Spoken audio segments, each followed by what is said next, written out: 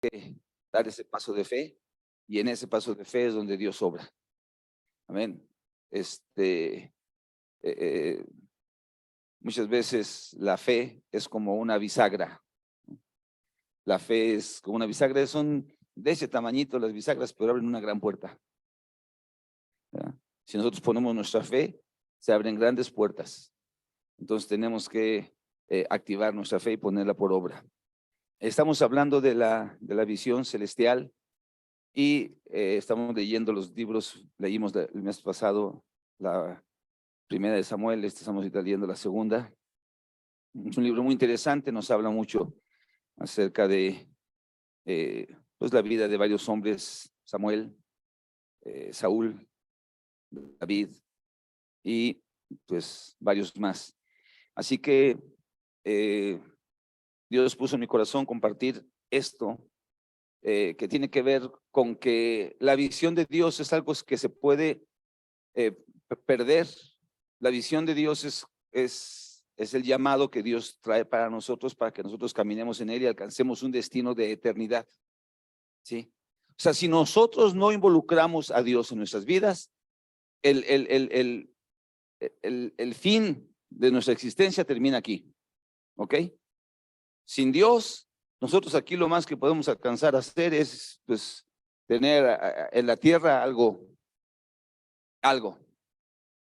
Pero cuando Dios nos llama, entonces Él nos está llamando a la eternidad. Entonces ya no hay fin, ya no se acaba esto. Ya esto es para la eternidad. Ese es el llamado de Dios, ¿ok? Recuerden que el domingo estábamos hablando que en un principio Dios los creó al hombre y a la mujer y los puso ahí en el huerto y tenían vida eterna, ¿no? Fueron seducidos, fueron engañados y le dieron la espalda al Señor, pero Dios mandó una promesa de restauración de esa eternidad. Así que cuando hablamos de visión celestial, estamos hablando de que Dios nos llama a que pongamos nuestra vida en el camino hacia la eternidad. El logo de nuestra iglesia, el eslogan dice compañerismo cristiano en el camino, edificando para la eternidad.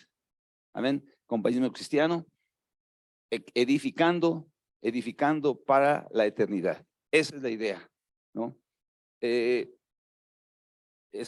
Ahora, esto es un proceso. Eso es un proceso. Dios nos llama, pero posterior a que Dios nos llama, después se tienen que ir realizando ciertas acciones que son necesarias y que son indispensables para que podamos alcanzar esa eternidad. ¿Ok?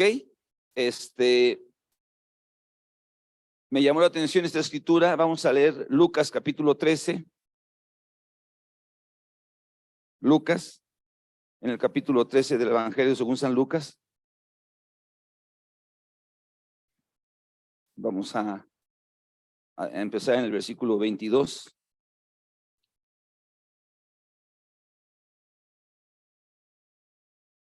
Dice: pasaba Jesús por ciudades y aldeas enseñando y encaminándose a Jerusalén.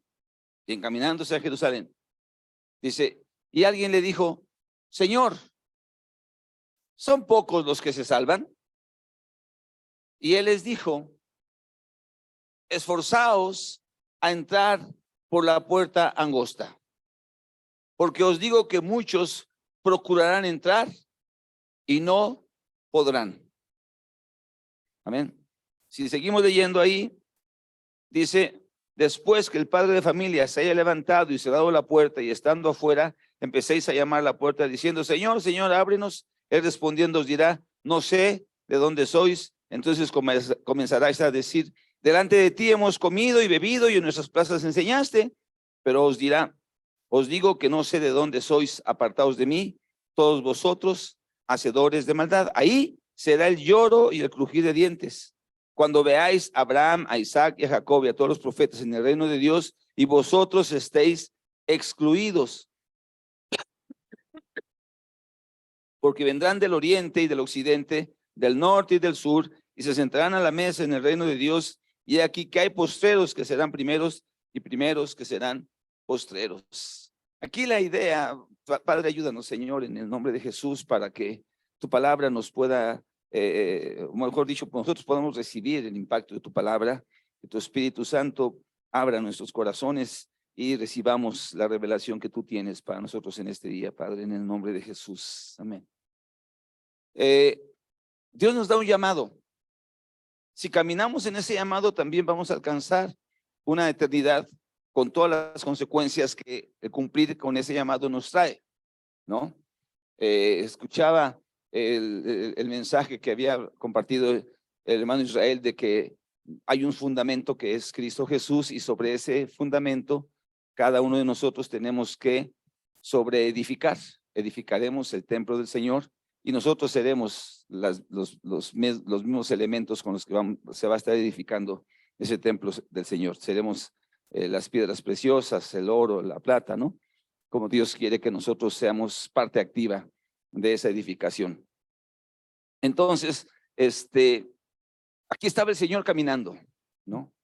Y una persona se le acerca y dice: Señor, ¿son pocos los que se salvan? O sea, ¿de qué se va a tratar esto? Y el Señor le dice: miren, esfuércense a entrar por la puerta angosta. Entonces, nos vamos ahora a Mateo capítulo 7, y en el versículo 13 y 14, algo que habla el Señor acerca de las puertas anchas y angostas. Mateo 7:13 dice: entrad por la puerta estrecha, porque ancha es la puerta y espacioso el camino que lleva a la perdición, y muchos son los que entran por ella. Hay una puerta ancha, hay un camino espacioso, amén, pero en ese camino espacioso lleva a la perdición, y muchos son los que entran por ella. Ahora dice el versículo 14: porque estrecha es la puerta y angosto es el camino que lleva a la vida, y pocos son los que la hallan. Entonces, ¿son pocos los que se salvan? ¿Qué conclusión podríamos sacar basado en esas dos escrituras solamente? Son pocos, ¿no? Sí, son pocos. ¿Ok? ¿Qué es lo que nos toca a los que hemos recibido un llamado de parte de Dios y hemos respondido? ¿Qué tenemos que hacer? Esforzarnos por caminar y mantenernos en un camino angosto. ¿Ok?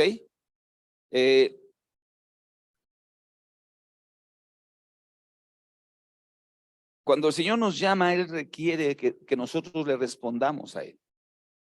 Y Él espera que nosotros le respondamos a Él. Ahorita estábamos cantando una alabanza, es muy viejita, hace años que no que ya no la tenía tan presente. Yo solo quiero estar donde tú estás, en tu habitación por siempre. Amén. Yo solo quiero estar en tu presencia. Yo solamente ahí puedo encontrar plenitud de vida. Aleluya. Y como es una alabanza viejita, pues me recordó aquellos tiempos donde nosotros decíamos: sí, yo quiero estar en tu presencia. Pero algunas veces empezamos a caminar en la vida y como que se nos vivimos en un mundo que nos nubla la eternidad. ¿Cuántos dicen amén? Vivimos en un mundo que nos hace perder de vista que hay una eternidad y que un día vamos a dejar aquí la tierra, y a veces empezamos a hacer tesoros. ¿En dónde? En la tierra. Empezamos aquí a hacer tesoros, y como decía el hermano Asael el domingo pasado, hacemos tesoros que nos esclavizan. Amén. Nos ponen un yugo muy pesado, un yugo muy difícil, una carga muy pesada. Tienes que estar a la altura, tienes que usar esta camisa, tienes que ir a esta escuela, tienes que tener estas vacaciones, tienes que disfrutar esta comida, tienes que comprarte este carro. Entonces entra en ese yugo uno, y cuando uno se da cuenta está esclavo de ese yugo. Y cuando pasa en países como en Estados Unidos, que quieren estar siempre a la altura de ese yugo y no pueden, entonces empiezan a consumir droga. ¿Sabes qué es eso? Hay un desaliento en sus vidas por no alcanzar ciertos niveles de vida, y entonces pues empiezan a drogarse. Es muy lamentable que un país con tantas posiciones, tantas condiciones, se convierta en el país que consume más droga en todo el mundo. El 50% de la droga que se produce en el mundo la consumen el 5% de la población del mundo, que es la que corresponde a Estados Unidos. ¿Ok? ¿Por qué? Porque se hacen esclavos. Porque llevamos un yugo. Porque la eternidad se pierde de vista, porque se nubla, que estamos de paso. Y nuestra lucha como cristianos va a consistir en que permanezcamos viendo la eternidad. Ahí va a estar nuestra verdadera lucha. Ahí va a estar nuestra verdadera, el duelo o la guerra de nuestra voluntad. ¿Amén? O queremos la gloria para nosotros en esta tierra, o queremos participar de la gloria de Dios en la eternidad. Ese es el tema. Y mientras estábamos leyendo la escritura, llegamos a esa escritura en 1 Samuel capítulo 15, una historia bien conocida, pero que tiene ciertos detalles que se adecuan muy bien al tema que estamos tocando hoy, ¿no? Vamos a leer primero, vámonos primero a 1 Samuel capítulo 10, versículos del 6 al 9. 1 Samuel 10, del 6 al 9. ¿Ya se acuerdan qué pasó ahí con 1 Samuel? ¿Sí lo han estado leyendo? Leyeron primera, vamos con la segunda. Entonces,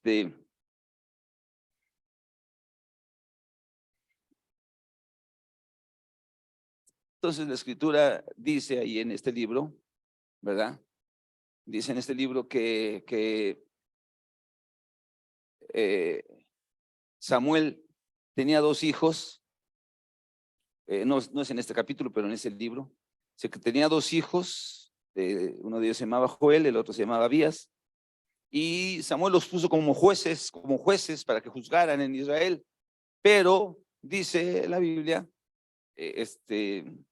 que esos 2 hijos no anduvieron en los caminos de su padre, y por el contrario, dice, se volvieron a la avaricia, dejándose sobornar y pervirtiendo el derecho. Eso está en el capítulo 8. Si quieres, tantito, hermana, ya que estás ahí. Es 1 Samuel 8, 1 y 2, 1 al 4 me parece que es. 1 al 3. 1 al 3, ahí empieza, dice, ponen en el 1. Dice, aconteció que habiendo Samuel envejecido, puso a sus hijos por jueces sobre Israel. Él era el juez, era la autoridad, el que gobernaba, ¿sabes eso? Y dice, el nombre de su hijo primogénito fue Joel y el segundo Abías, y eran jueces en Berseba, ¿ok? Dice, pero no anduvieron los hijos por los caminos de su padre, antes se volvieron tras la avaricia, dejándose sobornar y pervirtiendo el derecho. ¿Ustedes creen que esa era la idea de Samuel para sus hijos? No. No. Dice que se volvieron tras la avaricia. Quiere decir que su deseo o su destino de presentarse un día como obreros aprobados delante de Dios, como que se les nubló. ¿Sí me estoy explicando? Fueron puestos ahí, habían recibido una posición de privilegio, ahí estaba, y dijeron, no, pues mejor vamos a sacar provecho de la posición en la que estamos. Se dejaron sobornar y pervirtieron el derecho de las personas. Aleluya. ¿Suena algo parecido? ¿Suena algo actual? ¿Suena algo presente? Sí, así es. Así es en el mundo. Las personas que pervierten, que dejan de ver la eternidad, entonces caen en ese tipo de cosas, en la avaricia. ¿Ok? Es lamentable porque ellos eran puestos por Dios, porque Dios les había dado esa oportunidad. Amén. Después de eso, entonces los ancianos de Israel le dijeron a Samuel, mira, tus hijos no están bien, entonces mejor queremos un rey. Queremos tener un rey como todos los pueblos de alrededor tienen un rey. Y aunque esta fue una petición que no era correcta, que no era lo ideal, el Señor, Samuel se molesta, va con el Señor, y el Señor le dice, ¿sabes qué? Pues está bien, vamos a darles un rey. pero no es que te estén dejando a ti, sino que están dejándome a mí. Pero si quieren que tengan un rey, cuéntales lo que va a pasar cuando tengan su rey. Entonces a él les empieza a decir, mira, su rey va a hacer pedazos a sus familias. El rey que tengan va a obtener beneficio de ustedes. Le da una serie de todas maneras queremos rey. Ok. Y entonces se aferran a tener un rey. Dice, bueno, ¿cuál va a ser ese rey? Y entonces Dios escoge a un rey que se llamaba Saúl. Dice ahí en el capítulo 10, en el capítulo 10, en el versículo 6, dice, entonces el Espíritu de Jehová vendrá sobre ti con poder, le está profetizando Samuel a Saúl. Dice, vendrá sobre ti con poder y profetizarás con ellos y serás mudado en otro hombre. Y cuando hayan sucedido estas señales, haz lo que te viniera a la mano, porque Dios está contigo. Luego bajarás delante de mí a Gilgal. Entonces descenderé yo a ti para ofrecer holocaustos y sacrificios y sacrificar ofrendas de paz. Espera 7 días hasta que yo venga a ti y te enseñe lo que has de hacer. Aconteció luego que al volver él la espalda para apartarse de Samuel, le mudó Dios su corazón. Y todas estas señales acontecieron en aquel día. Amén. Y cuando llegaron allá al collado, he aquí la compañía de los profetas que venían a encontrarse con él, y el Espíritu de Dios vino sobre él con poder y profetizó entre ellos. Y aconteció que cuando todos los que le conocían antes vieron que profetizaba con los profetas, el pueblo decía el uno al otro, ¿qué ha sucedido al hijo de Cis? Saúl también entre los profetas. Y alguno de ahí respondió, ¿y quién es el padre de ellos? Por esta causa se hizo proverbio también Saúl entre los profetas, ¿no? Ok. El tema es que Dios muda su rostro. ¿Qué quiere decir eso? Amén. Y que Dios muda, perdón, su corazón. Que el Espíritu de Dios lo cambia en otra persona. Entonces dice, no, pues ya está, ya la hizo. Dios lo está llamando, Dios lo está poniendo y tiene un corazón diferente. Gloria a Dios, es el rey, vive el rey, etcétera, etcétera, etcétera. Y más adelante dice que todo el tiempo que Saúl fue rey, los filisteos se la estaban haciendo cansada. Amén. Todo el tiempo, mientras Saúl fue rey de Israel, los filisteos se aferraron y a pesar de que les daban unas patizas y de todas maneras seguían ahí haciendo la guerra a Saúl. ¿Ok? Sabemos que posterior a esto Saúl comete ciertos errores, pero una de las situaciones más graves viene en el capítulo 15 de 1 Samuel, en el capítulo 15 del 17 al 23.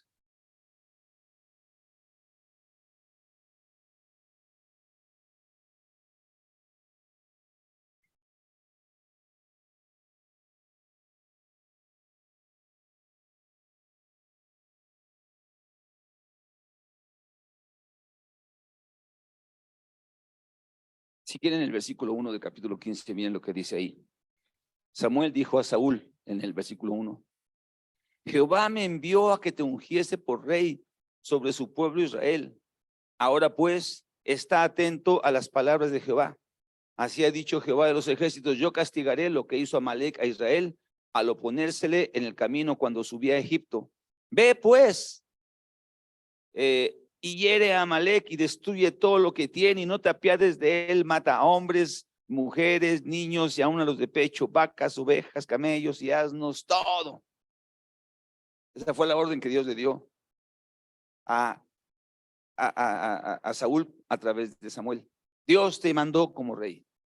Y parece ser que hay un pueblo ahí que se llama Amalec, que ojo, cuando uno lo trata de actualizar, cuando uno trata de actualizar ese pueblo, resulta que tiene como símil para el cristiano actual la carne, ¿verdad? Entonces, nosotros tenemos una naturaleza carnal que todo el tiempo que estamos en la tierra está batallando contra ese nuevo corazón que Dios ha puesto en nosotros. ¿Me estás oyendo? Ahí está la carne todo el tiempo queriendo que quitemos los ojos de la eternidad queriendo que nuestra visión celestial se borre y que empecemos a poner una visión terrenal. Y dice, no, a ese pueblo, a esa parte de tu vida, la tienes que exterminar. Toda, no tiene que haber nada que dejes ahí. Sin embargo, la Biblia dice que que Saúl no cumplió con este mandato. Ahora sí vamos a leer el versículo 17 al 23. Ahí en 1 Samuel 15. ¿Por qué? Perdón, le voy a decir esto. ¿Por qué viene esto? Porque en lugar de cumplir con la orden, deja vivo al rey y deja vivo lo mejor de las ovejas y de los animales. En lugar de exterminar, no cumplió la orden, la cumplió a medias. Y cuando Samuel va a visitarlo, dice, Samuel, qué bueno que vienes. Te informo que orden cumplida. Todo está hecho. Ve. Es que ya, ve. A ver. ¿Qué es eso que se oye por allá? Sí cumplí tu orden, pero bueno, es el ganado. La verdad es que el pueblo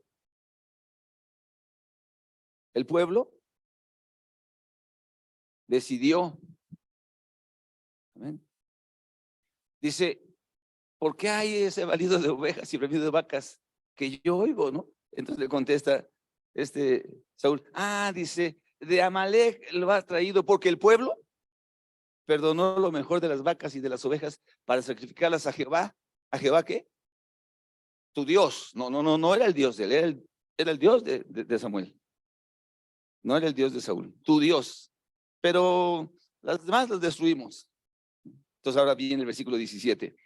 Y dijo Samuel, aunque eras pequeño en tus propios ojos, no has sido hecho jefe de las tribus de Israel, y Jehová te ha ungido por rey sobre Israel. Y Jehová te vio en misión y dijo, ve, destruye a los pecadores de Amalek y hazles guerra hasta que los acabes.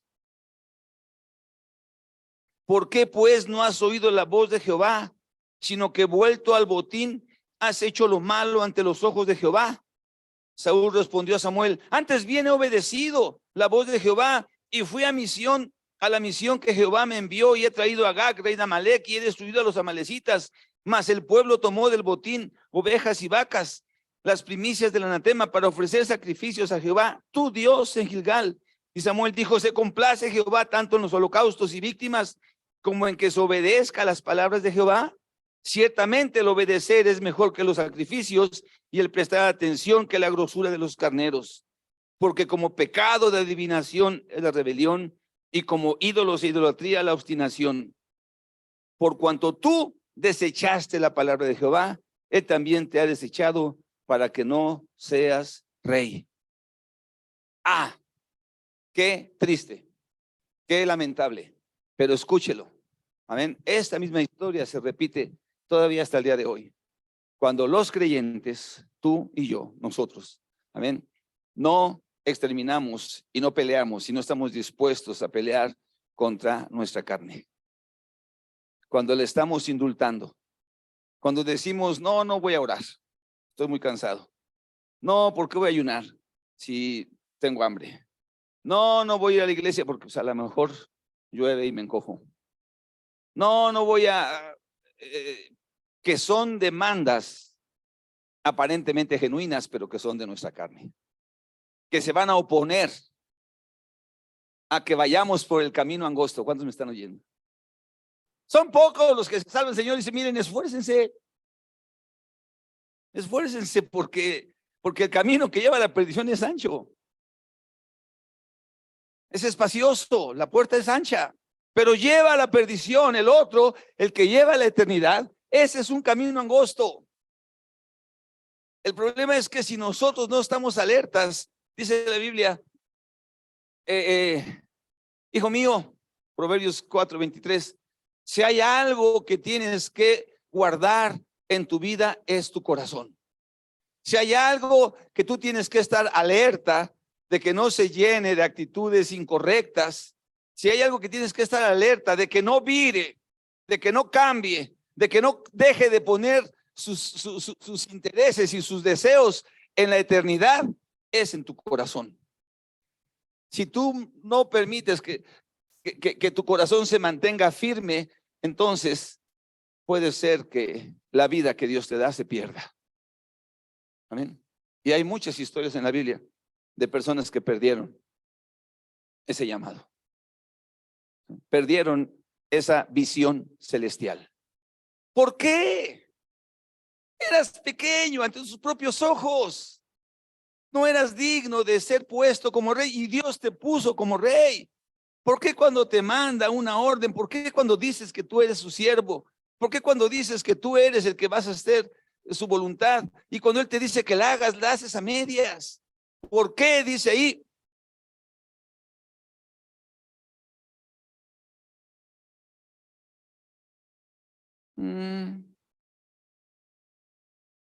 ¿Por qué pues no has oído el versículo 19? ¿Por qué pues no has oído la voz de Jehová, sino que vuelto al botín has hecho lo malo ante los ojos de Jehová? ¿Qué quiere decir vuelto al botín? ¿Por qué en lugar de caminar en pos del Señor pusiste los ojos en la avaricia, en las cosas terrenales? ¿Por qué cambiaste esta condición tuya? Si Dios te estaba llamando a la eternidad, si Dios te estaba llamando a la trascendencia, ¿por qué haces eso? Y si nosotros vemos la historia de Saúl, es una historia trágica, hermano. Amén. Estaba súper penado en Israel que la gente pudiera tener adivinos y agoreros, y él termina yendo a consultar a una adivina. El miedo se apodera de él, muere suicidándose. Amén. Prácticamente es un suicidio lo que él hace.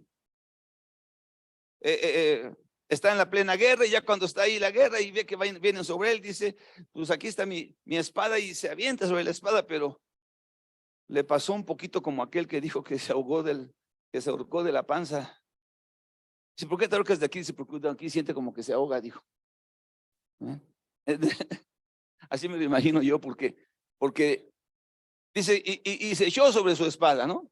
Ya, como que se quiso matar. Pero la Biblia dice que ya en el 2 de Samuel, ¿no? Que cuando aparentemente en 1 de Samuel se suicidó, ¿no? Pero en 2 de Samuel llega una persona y dice, ¿tú quién eres? No, pues yo soy una malecita. ¿Y qué pasó? Pues vengo a decirle a mi rey que mire, que aquí traigo la corona, y aquí traigo la espada del rey, porque no me acuerdo qué otra cosa. ¿Es la espada? ¿El qué? El brazalete.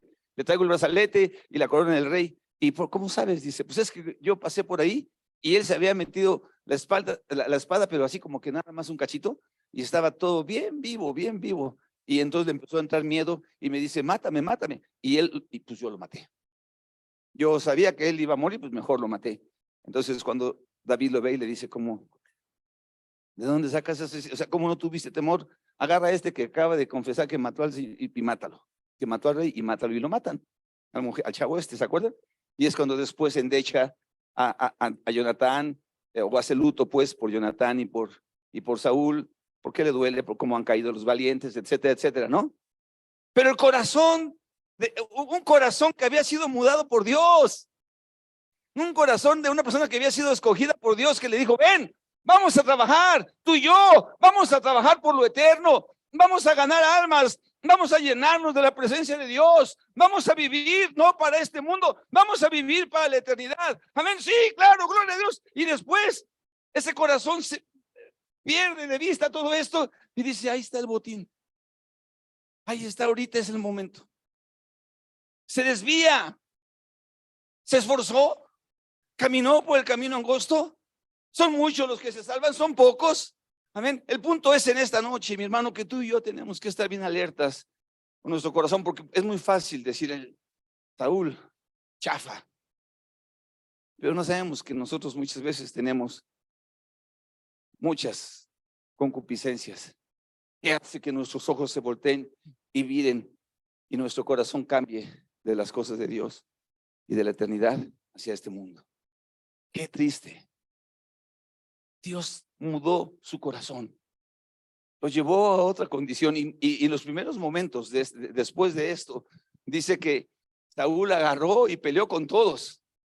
¿Saben? Peleó contra los amorreos, contra los... A ver, déjenme ver. Déjenme encontrarle aquí.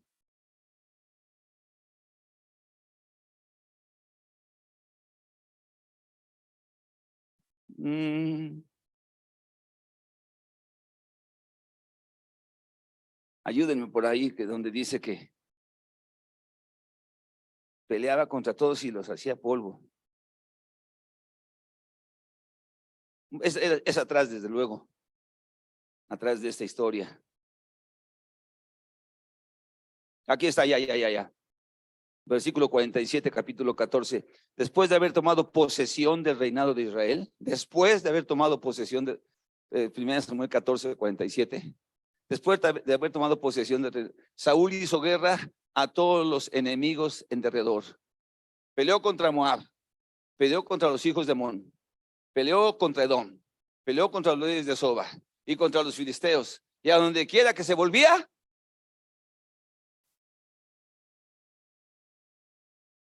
¡gloria a Dios! Pero de repente empezó a decir, no, pues que si el efectivo soy yo. No es que Dios me mudó el rostro del corazón. No es que Dios me llamó. Es que yo soy bien campeón. Y entonces descuidó su corazón. Y su corazón viró hacia el botín. Se salió de los propósitos de Dios. Viró hacia lo temporal, hacia lo que en este mundo puede saciar, pero siempre al precio de la eternidad. Aleluya, vamos a ponernos de pie, hermanos. Dios quiere que cuando nosotros respondamos a su llamado, lo hagamos prontamente. Si Dios te ha llamado, no digas, a ver, pues es que estoy muy joven, a lo mejor cuando tenga X número de años, ya voy a servir al Señor. Insensato, le dijo el Señor a aquel. Mañana vienen por tu alma y tú estás pensando que tienes toda la vida. Hoy es el día de salvación. Hoy es el día que Dios te está llamando. No esperes hasta mañana.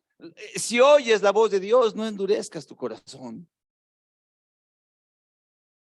Hay oportunidades que se presentan una sola vez en la vida. Bartimeo estaba a la orilla del camino. Y cuando oyó al Señor, dijo, esta es mi oportunidad. Y lo agarró. Y muchas veces yo les digo, como dice el dicho, ya veremos, dijo un ciego. Y Bartimeo vio.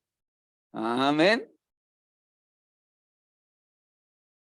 Ya veremos, dijo un ciego, y Bartimeo vio. Amén. Si ponemos nuestra fe y nuestra confianza en el Señor, podemos ver. Y respondió rápido. Te llama el maestro, le dijeron. ¿Y qué agarró? Vaya y vámonos. Instantáneamente, rápido. Lo que tú tengas para mí, Señor. No quiero lamentar tiempo perdido. Si algo he escuchado en algunas personas es cómo no le respondí al Señor antes. Recuerdo mucho el testimonio del hermano Sergio Zavala. Él ya falleció, pero decía, yo conocí al Señor ya muy tarde, pero hubo personas que me hablaron antes y no escuché ese llamado. Como no le conocí antes, me arrepiento de no haberle conocido antes o de no haberle respondido antes. Tenemos que ser oportunos, tenemos que ser rápidos. Amén. Nuestro Dios es bueno. Nos está llamando a la eternidad. Nos está llamando a dejar algo digno en esta tierra. Pero también tenemos que ser honestos. La honestidad es el elemento fundamental para desatar un destino. Cuando nosotros nos engañamos a nosotros mismos, porque a Dios no lo podemos engañar, detenemos y podemos hasta pervertir el camino de Dios. Tenemos que ser bien honestos. Señor, no la estoy haciendo. Señor, tengo este problema. Hay esta atadura en mi vida. Ayúdame a trabajar en contra de ella. No quiero caminar por el camino angosto. Esfuérzate. El camino angosto no es para andar bailando, corriendo, y es para caminar despacio y en él y no salirte, ni a diestra ni a siniestra. Tiene que haber honestidad y tiene que haber humildad. Amén. Tiene que haber humildad cuando Dios se presenta con Moisés. Hermano, Moisés era una persona ya de veras muy experimentado con muchas cosas, y el Señor le dijo: quítate el calzado de los pies. Estás entrando en una tierra donde, en un área, en una relación que demanda tu humildad y tu reverencia. Y se quitó el calzado y se acercó al Señor. Pablo le dijo: ¿quién eres, Señor? Jesús, a quien tú persigues. Aquí estoy. Sin humildad no la vamos a hacer. Amén. Sin disposición al cambio no la vamos a hacer. Tenemos que estar dispuestos. Amén. Dispuestos a lo que Dios nos llame y leales a Dios. Siempre pregúntate: lo que vas a hacer, la decisión que vas a tomar, ¿es algo que Dios honraría? ¿Es algo que Dios haría estando Él en tu lugar? ¿Que Jesús haría en tu lugar? Sí, haría Jesús. Señor, ¿tú harías esto? No, ok, entonces yo no lo voy a hacer. Amén. Y entonces vamos a alcanzar el llamado. ¿Cuál es el mensaje esta noche? Esfuércense, esforcémonos a caminar por el camino angosto, porque nadie tenemos la meta asegurada o el premio ganado. Amén. Sí, a lo mejor, como dice esa escritura en Corintios, a lo mejor somos salvos ahí de panzazo, pero estoy seguro que en el cielo va a haber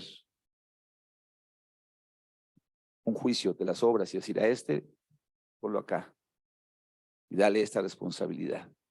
¿Por qué? Porque fue fiel en lo poco, en lo mucho se va a poner.